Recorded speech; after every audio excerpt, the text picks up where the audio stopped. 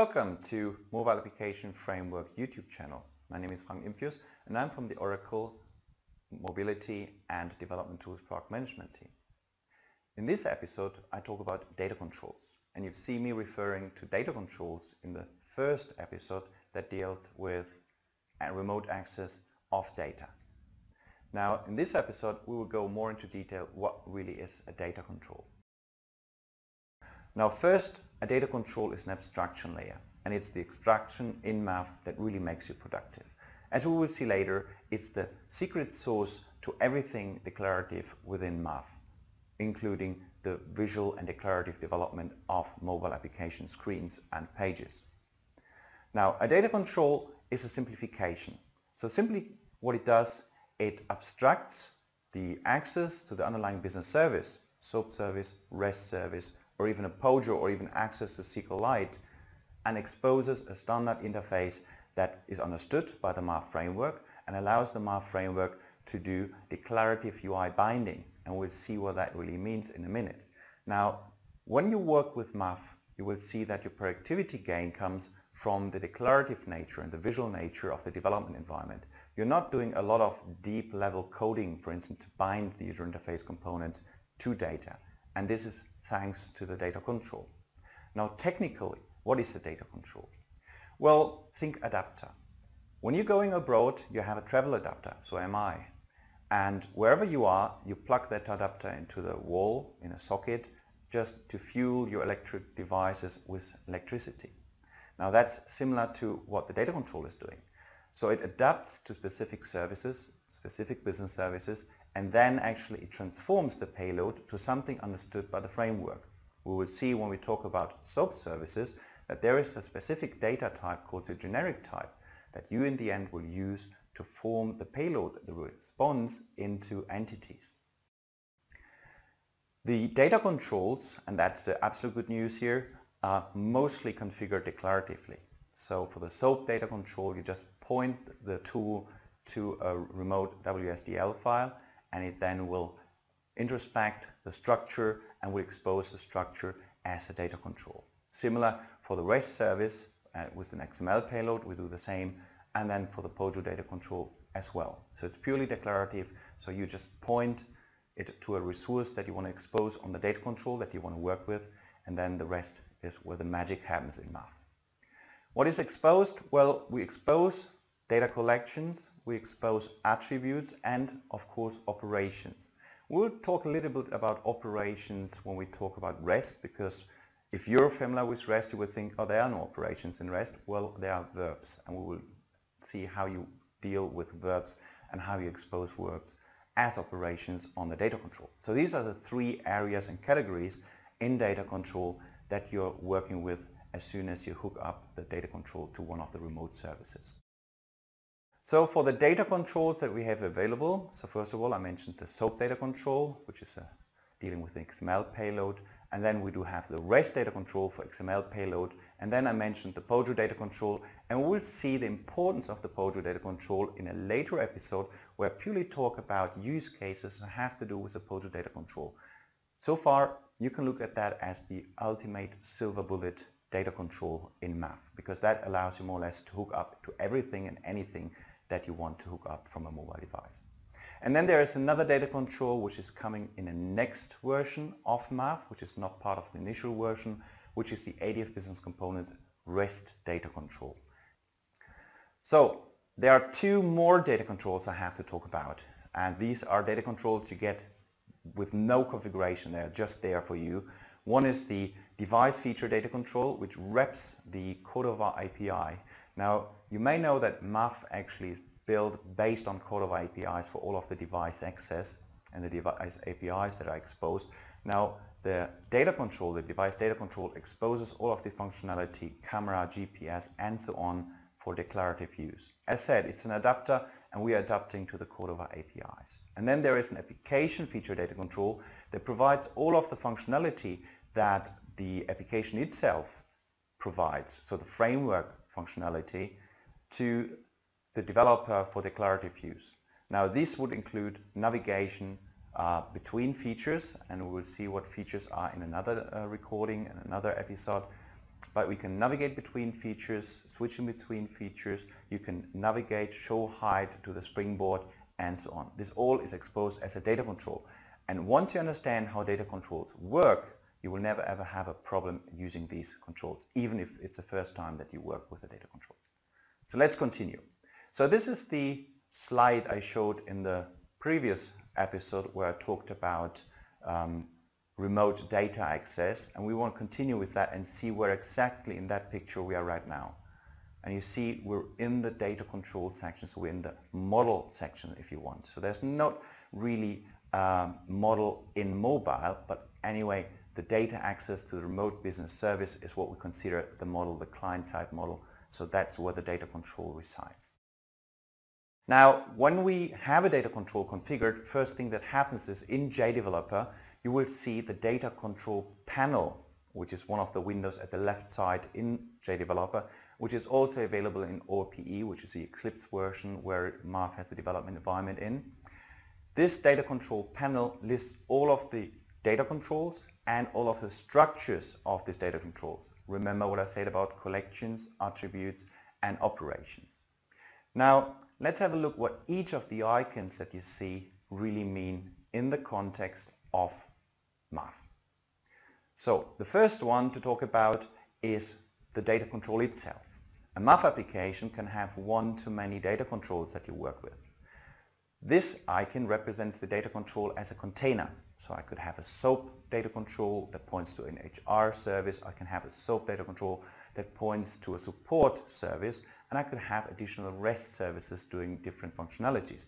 They all would be listed individually as a data control in the data controls panel. This icon that you see here is the only icon that you cannot drag and drop onto a page, and that is because it's a container. The next one is a structure definition, and the structure definition is what you see a couple of times in different places depending on what type of data control you have. Because based on the structure of the data that comes back from the service, different structures are displayed in the data controls. One use case for this structure definition is, for instance, a constructor. If you have a service that requires a complex argument in one of its methods, you would just need us to flatten that information out. And we flatten this information quite easily in creating a metadata constructor. And this metadata constructor then is something you could use, for instance, to create an input form, just to create new objects. The next one is a method. Now this is an operation, a public method exposed on the service that you use. You can drag and drop this into the page, and then once it's dragged to the page, you will have a choice of what UI component you want to bind this to. That could be a button, that could be a link, and so on. And as soon as you press it, then this method will be invoked. And then keep in mind that even this method might have arguments. Now we might find sub-infrastructures like a parameter just going underneath that method, or you have a configuration in the binding file, and we talk about this in the next episode, what the binding is, so that you can reference input arguments even from Java, from managed beans if you want. So this is the icon that represents a result set. So when I evoke a method, probably it's not just a public void method that I'm calling. It might return a collection or something similar. Now this icon symbolizes this. Now if I use this icon and drag one of its child icons, for instance the collection that you see at the bottom now, then a dialog comes up in MAF asking you what you want to bind to this type of information. Do you want to bind a form to it, or do you want a list view to it, or an iterator? Whatever is possible, it will list for declarative use, and then you just decide the component that you want to bind to it. Easy like that. It also might show you attributes. So in this case, and I say dependent on what is the service you're accessing, if you see right attributes right under there, then obviously there are no substructures in your service, so the immediate childs are the attributes that you then can display on the user interface. So the child attributes or the child information that you see might include just attributes or other collections, because you can also have a service that provides you nested collections. So from a data tailoring point of view, that might not be the most performant choice for a service to provide nested objects, but it's possible, and because it's possible, MAF supports that. Attributes indicate, well, data object attributes. So on a customer object, you might have a name and a first name attribute, or you might have a credit rating attribute. Now this is indicated by this icon that you see here on the screen. I can individually just drop this one. So if I don't want to create a full form for a collection, I can just go drag and drop an attribute and just display one single input text field. Where you want to do this, for instance, if one of these attributes should become a select choice. So when I drag and drop the collection, everything in the form will be an input text field. But if I drag one of the attributes, the choice will differ in the dialog that I see, and I can choose to select one choice. So in this case, this can be selected from some other queried data control collections. And then I do have operations. Now operations are native to the MAF framework, and they don't exist for every data control. Like for the POJO data control, they don't exist. For SOAP data controls, however, they are exposed, and they would allow you to operate on the local iterator, creating a new row, deleting the current row, setting the row currency to a specific index in the iterator, and so on. So these are operations. They are built in to MAF, and they're not part of your service, and they operate just on the local iterator. Now there's one file I have to introduce to you, which is called the data controls DCXfile. And you find one of these files already in the application project. Yeah? The application project that is there by default in MAF contains the two data controls I referred to before, the device data control and the application feature data control. So they are configured in this file. However, any project, any view controller project in which you configure a data control will have a data controls DCX file, which is a registry of data controls. So here is where the configuration of a data control, the reference of the WSDL file for a SOAP-based data control, for example, is stored in and saved in. So this is a very important file, and you have to make sure that this file is always intact. So best is don't edit it manually, just use the different declarative and visual aids that we provide within JDeveloper and in ORPE. One of the reasons you want to edit the data controls DCX file is it allows you, for instance, to specify UI hints. Typically when we access a service, then the attribute names are very technical. So there's no guarantee that the first name really is first blank name. Typically it might be F name or first whatever. So nothing that you really want to expose to the users. On the data control level, you can change that by configuring UI hints. And for one of these attributes like first name, I can specify a UI hint as first blank name, and this ends up into a property file allowing me to even implement internationalization so that people see that in their native language. So the data controls DCX file, as you can see on that screen, is available as part of the view controller structure. If you open that, just right mouse click on the data control CPX entry, then you get into this visual diagrammer view, which allows you now to further edit the data control just by selecting a collection and pressing the pencil icon that you see on that screenshot here.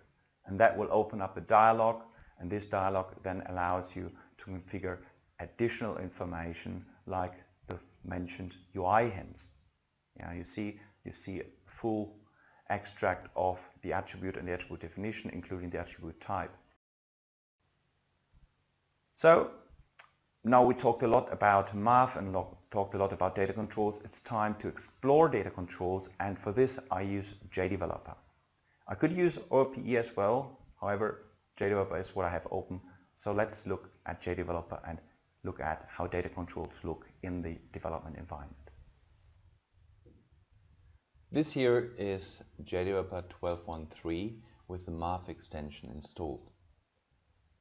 I do have a workspace open which consists of two projects which typically you get when you create a new MAF project. The view controller project is where you create your data controls in. And here I want to use a Java Bean data control, which in the course of the training I also refer to as the POJO data control. Now each of these classes here I could expose for declarative development on the data control panel as a data control. And you see that I put DC in the naming here. Now that's just a private preference to indicate those Java beans that are not data objects or service objects, but that I want to expose as a data control with a postfix of DC. So you can follow that rule or you just come up with something on your own. To me, it's just for the sake of readability. Let's open one. So when opening this, what we see, this is just a Java bean, and then it has methods in it like public customer as an array, get customers, and this is where it queries data and returns it as an array of data objects, and the data objects are of type customer, which is comparable to an entity, which in fact it is. And then I do have other methods like create customer to create a new customer. I do have a method like remove customer to remove a customer. And I want to expose these methods for declarative use on the data control panel. Before I do this, let me point out something very important here, because what you see is that at the end, whenever I create a customer, for instance, there's a fire provider create, or when I remove a customer, there's a provider change support fire provider delete, and for update there's a fire provider refresh. Now this is the way that in MAF you tell the user interface that it should refresh in response to a change that happens maybe programmatically. So if, for instance, I use Java code to change my data control data infrastructure, removing a customer or adding a customer, then I need to tell the user interface, just in case that this bits of the data is displayed on the screen, to refresh. And this is what we do through this protected transient provider change support, new provider change support, where we just pass an instance of this class as an argument. And then we have an add provider change listener and a remove provider change listener. And that's all I need to do, because the framework then will handle the rest, will register the change support event listener with the framework, and then whenever something happens within this class here, it will automatically reflect on the display. So let's create the data control. So right mouse click on the Java class, and then you go to create data control. This brings up the dialog to create the data control, and I simply accept all of the default settings here, and it generates the data control, where in fact it generates the configuration for the data control, and opens up the data controls DCXfile, which I refer to as a registry of data controls. And we see I have one data control here. So let's do the same for the lookup data control here and generate another data control. And these data controls at design time I can use interchangeably. For instance, lookups could provide a list of value for customer data like credit ratings, which I do have a structure in the lookup data. You see this data control has collections, and one of these collections is credit rating. If I click on credit rating, I see there are 3 attributes in it: an ID, a credit rating, and a description. And I also see the type. The same I can do for customers. There's a collection here. If I click on this, then I see ID, name, phone, address, city, state, country, and so on. And I can also now go and edit this information. Clicking the pencil icon, going to attributes, and now what I can do, here's a tab called UI hints. I can now change, for instance, the label of the component. So instead of the attribute being labeled ID or country ID, which is a more ugly name to see on the user interface, I can translate it so that I have very descriptive names that the user can make sense out of. Plus, as soon as I do this, this all gets saved away in an XLIF file, which is a translatable file, so I can internationalize my user interface. So closing this here, going back to the data control DCXfile, closing the project and go to the data control panel now. The data control panel shows 4 data controls, but I only created 2. The 2 that exist without you doing anything here is the application feature data control and the device feature data control. My 2 data controls show the same structure as they show in the data controls DCXfile, with one difference, which is that now we have a section for constructors. And this constructor will allow me, in this case, to create a new object of type customer. So I can drag and drop this here in to create a parameter form that allows to create a new customer. The application feature and device feature data control actually got created in the application controller. And here you see the application controller project also has a data controls DCXfile. And if I double click on this, we see the application feature and the device feature. Now both data controls DCXfiles, the one in the application controller and the one in the view controller, will be merged to one at runtime.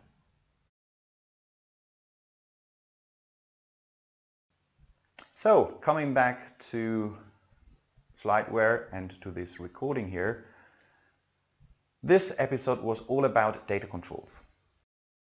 Data controls, as I said, are the key feature in MAF that really make you productive, because they, the data controls, make sure that all of the binding to the business services can be automated. In the next episode, we'll talk about the next step, which is binding, and I hope to see you for that again.